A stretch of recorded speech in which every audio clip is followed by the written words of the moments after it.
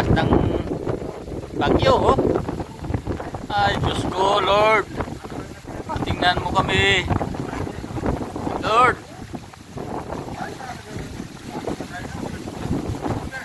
Lord. Sobrang lakas. Sa gano'n lang kami. Kukublin lang kami, oh. Sobrang lakas. Lakas ng hangin, ulan.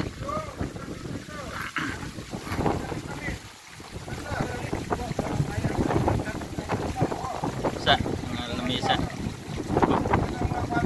Ay. Oh. Tunog ang hangin, ah. Sumisipol. Ganyan ang buhay ni OFW. Kahit masama ang panahon, duty pa rin para sa pamilya. Oh. Tingnan nyo naman ang kalagayan ng pamilya natin, no? Oh. Kaya ingat mga kababayan, hindi pa kumakain yan kahit na bagyo na, no? Umalis ka sa lamisa kasi sobrang lakas ng hangin, tulad. Oh. Dilim na ng paligid. Yan. Oh, grabe ang hangin, ulan.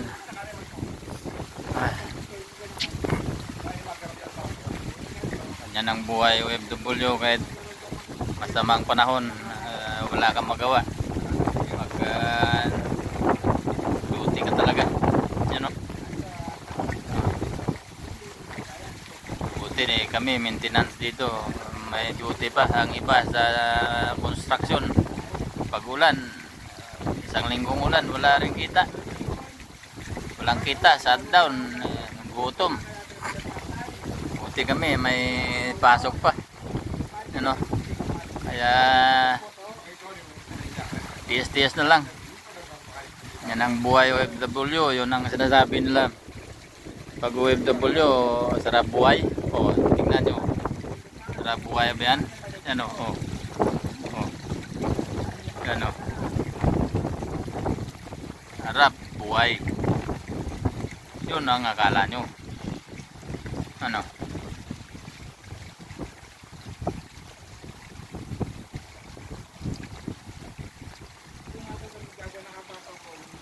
bye bye.